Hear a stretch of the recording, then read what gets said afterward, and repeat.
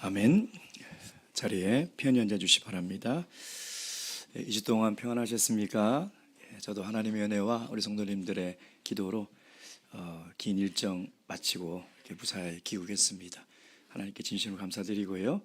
제가 자료가 정리가 되면 연총 사역과 또 말레이시아 교회 소개를 제가 간증을 하도록 하겠습니다. 예수님의 이름으로 하나님 말씀 증거 후에 함께 기도하도록 하겠습니다. 빌립보서 4장 19절 말씀입니다. 빌립보서 4장 19절 말씀 함께 한 목소리로 읽도록 하겠습니다. 19절 시작. 나의 하나님이 그리스도 예수 안에서 영광 가운데 그 풍성한 대로 너희 모든 쓸 것을 채우시리라. 아멘. 연총 회의가 다 끝나고 이틀 일정으로 인도네시아 교회에 방문이 있었습니다. 반둥이라는 곳이 있더라고요. 사실 어딘지도 모르고 따라 나섰는데 자카르타 수도에서 조금 남쪽 중앙 쪽으로 내려가니까 또 큰 도시가 하나 있던데 그 교회에서 여러 교회 간증들을 제가 들으면서 참 하나님께 감사를 드렸는데 특별히 그 교회가 참 아름답게 잘 지어놨더라고요. 근데 그 헌당 건축하는 과정에 그 간증을 들었는데 이제 큰 도로가 있고 교회로 들어오려면 2개의 건물을 지나서 안쪽 골목 안으로 들어와야지만이 이제 저희 교회가 있는 자리인데 이제 거기에 건축을 하려고 했더니 그 도로 그 작은 그 골목길 도로를 점유하고 있는 사람이 우리 교회가 이제 그 통로를 쓰지 못하게 이제 아예 그냥 철 대문으로 이렇게 막아버렸더라고요. 사진을 보니까. 그러니까 이제 입구가 없으니까 저 뒤로 해서 이제 성도들이 들어가고 건축을 할 수 없는 이제 그런 상황에 놓인 것이죠. 전 성도들이 매일같이 아침 저녁으로 합심해서 하나님께 간절히 기도를 했는데 그 큰 대로변에 있는 2 건물은 그냥 두면 가격이 오르는 아주 그런 요지였다고 합니다. 근데 그 간증이 굉장히 길지만은 어쨌든 그 2 건물의 주인이 그 건물을 팔겠다라고 갑자기 얘기를 해서 그 2 건물을 매입을 해서 원래 있던 교회와 확장을 해서 굉장히 이렇게 넓게 지었는데요. 놀라운 것은 그 주위에 있는 이웃들이 야 이건 기적이다. 인도네시아는 90%가 무슬림이거든요. 한 2%가 기독교입니다. 근데 그 이웃들이 이건 기적이다. 건축원금을 너무나 교회가 그 큰 규모를 짓기가 너무나 어려웠는데도 주위 이웃들이 믿지 않는 사람들까지 건축원금을 해줘서 건축이 완공이 되고 가난학교도 이렇게 옆에다가 지어놓은 그것을 이렇게 보았습니다. 참 그 간증을 들으면서 어떻게 무슬림이 우리 교회 예배당을 짓는데 건축원금에 동참할 수 있을까? 사실 말도 안 되는 일인데 하나님은 그렇게 그 교회를 도와주고 있더라는 것입니다. 여러분이 믿고 여러분이 찬양하는 하나님은 어떤 하나님입니까? 오늘 바울 사도는요, 그 하나님의 성품에 대해서 우리에게 이야기를 하고 있습니다. 우리가 믿고 찬양하고 예배드리는 그 하나님이 어떤 하나님이라는 것이죠. 이 하나님은 그냥 내 관념적으로 내 지식에 있는 하나님이 아니라 정말 나와 어떤 관계를 가지고 있는 하나님인가, 이것은 매우 중요한 것입니다. 어쩌면 신앙생활이라는 것은 내가 평생토록 그 하나님을 알아가는 것이겠죠. 그 하나님의 성품이 어떤 것인지, 정말 나의 하나님이 어떤 하나님인지를 죽을 때까지 알아가는 것이 우리의 신앙일 것입니다. 근데 안다는 것은 지식으로 안다는 것이 아니라 체험한다는 겁니다. 내가 삶 속에서 정말 하나님이 나의 어려움을 도와주시고 있구나, 나와 함께하고 있구나를 체험하는 것, 그것이 하나님을 안다는 것이죠. 빌립보서는 옥중서신입니다. 지금 바울 사도는요, 그 빌립보 교회가 도와주는 그 헌금으로 하나님의 일을 하게 된 것에 대해서 빌립보 성도들에게 감사함을 전하고 있는 것이죠. 근데 그 빌립보 교회가 어려운 가운데서 하나님의 일을 도와줄 때 그들이 가난해지는 것이 아니라 오히려 풍성한 하나님이 우리의 모든 필요를 채워주신다. 그 하나님이 내가 경험했던 하나님이다 라고 지금 바울은 이야기를 하고 있는 것입니다. 다시 한번 읽어보겠습니다. 19절 말씀 시작. 나의 하나님이 그리스도 예수 안에서 영광 가운데 그 풍성한 대로 너희 모든 쓸 것을 채우시리라. 우리가 하나님의 나라와 하나님의 일을 위해서 우리가 사용할 때 우리가 가난해지고 핍절해지고 힘들어지는 것이 아니라 우리의 모든 필요를 채워주시는 하나님이라는 것이죠. 오늘 우리가 기도할 때 여러분 마태복음 6장에 보면 예수님께서 이렇게 말씀하고 계시죠.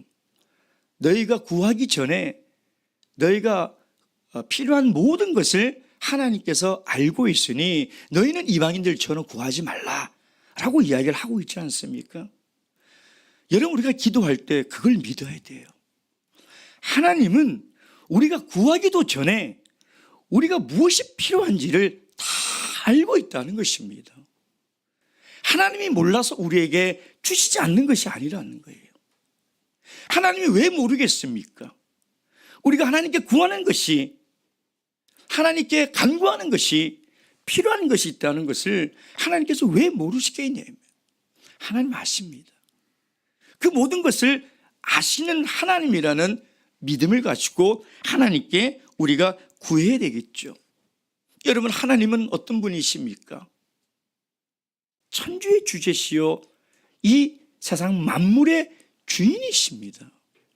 세상에 하나님보다 부유한 분이 누가 있겠습니까?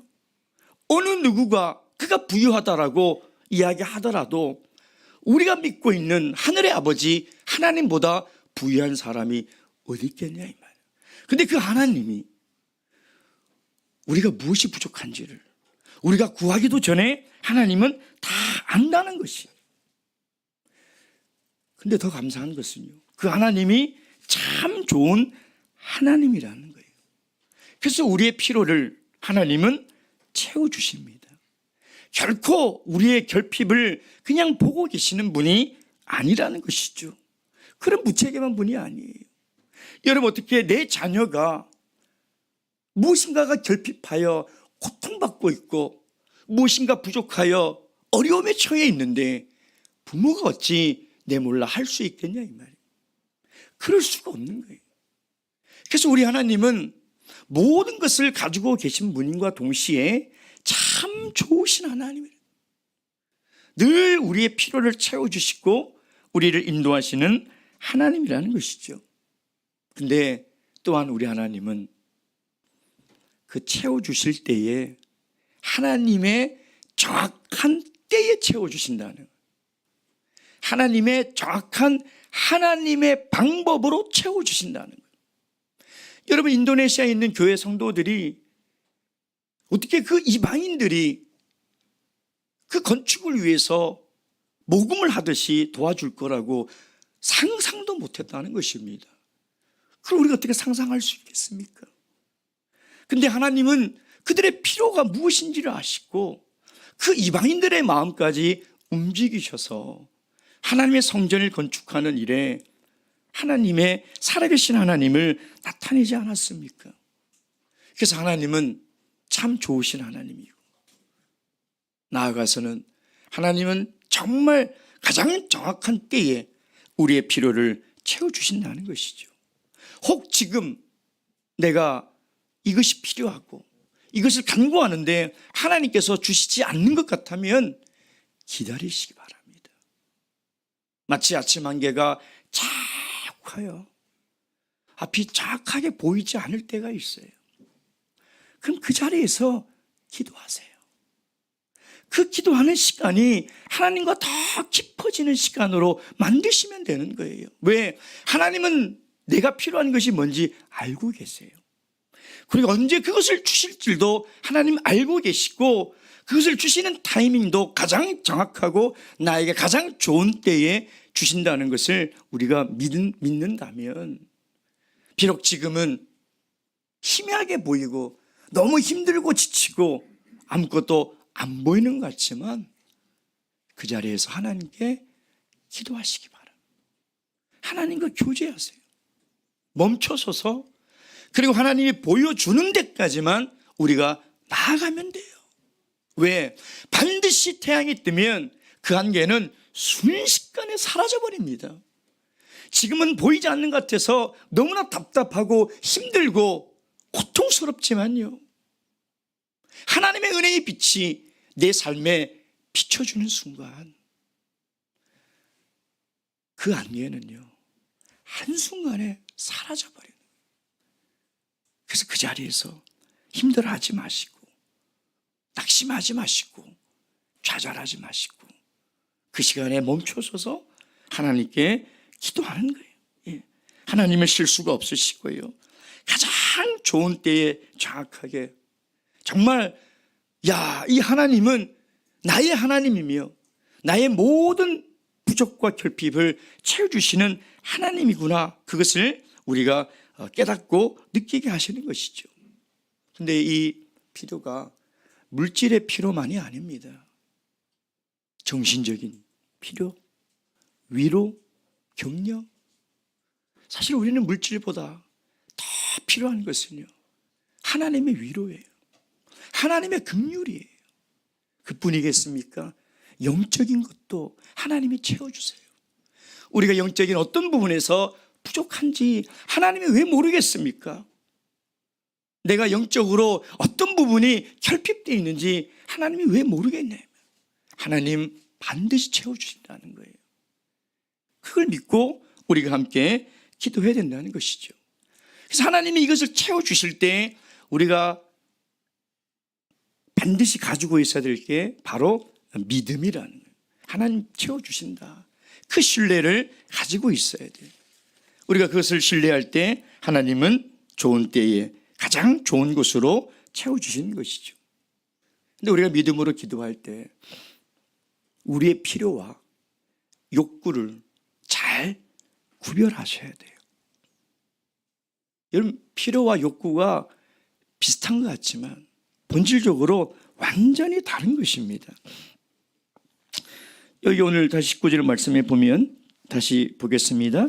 나의 하나님이 그리스도 예수 안에서 영광 가운데 그 풍성한 대로 너희 모든 쓸 것을 채우시리라.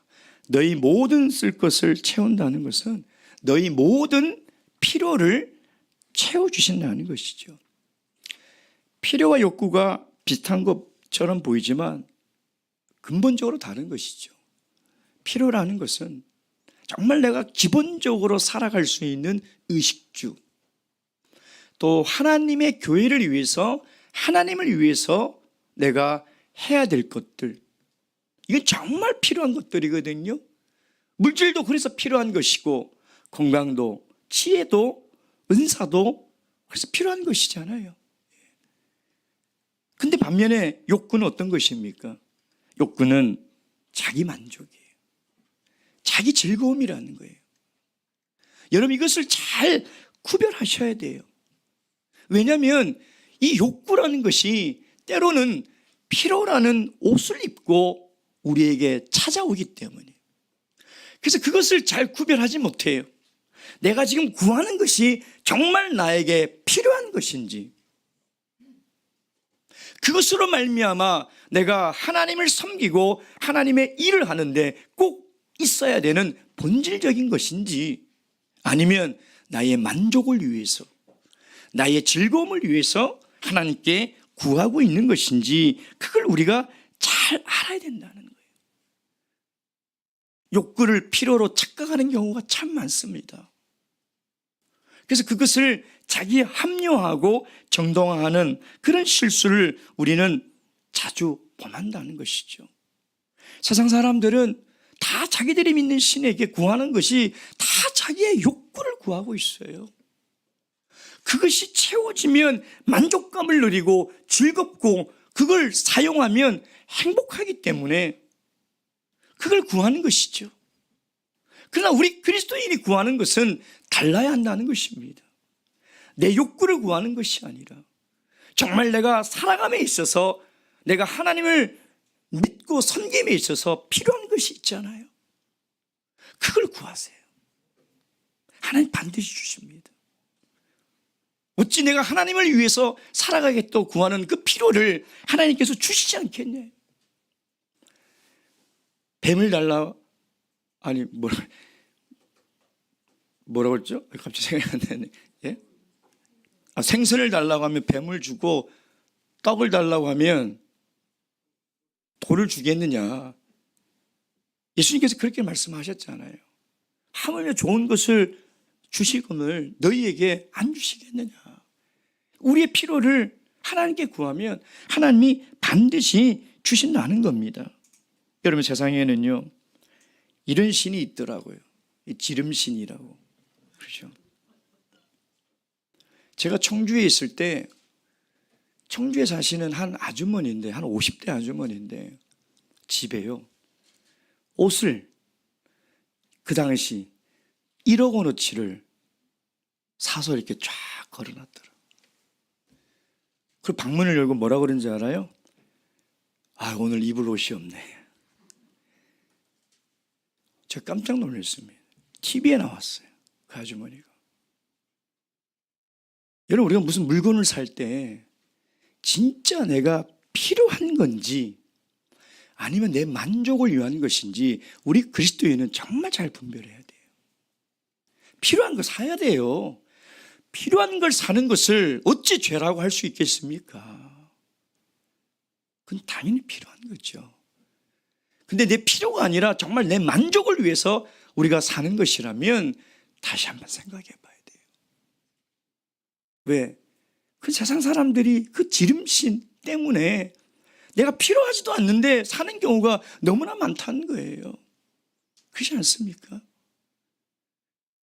정말 내가 하나님께 필요한 것을 구하고 있는지, 내 욕구를 구하고 있는 것인지 우리 그걸 잘 분별해서 하나님께 구해야 한다는 것입니다. 오늘 기도하실 때 정말 나에게 필요한 것이 뭔지 다시 한번 생각해 보세요. 내가 구하고 있는 것이 정말 내가 필요한 것인지 아니면 내 욕구와 내 만족을 위한 것인지 우리는 생각을 해야 된다는 것입니다. 여러분, 아버지의 재산을 다 가지고 떠나버린 탕자에게 정말 필요한 것이 무엇이었어요? 돈입니까? 아버지였어요. 아버지가 필요한 것이지 돈이 필요한 게 아니었어요. 근데 그는 그의 욕구와 필요를 구별하지 못해서 결국은 자기의 욕구를 채워서 다 가지고 나갔다가 마지막에 거지가 돼서 깨달은 게 뭡니까? 나에게 필요한 건 아버지였구나. 돈은 아무 필요 없구나. 그걸 깨달았다는 것이죠.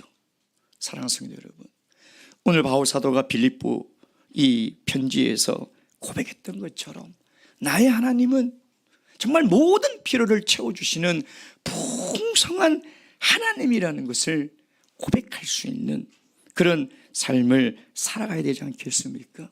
무엇보다도 우리에게는 하나님이 필요한 거예요. 하나님 아버지가 필요하지 않겠습니까?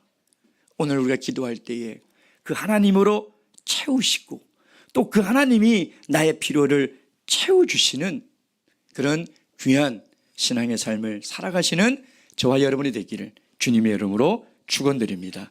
기도하시겠습니다.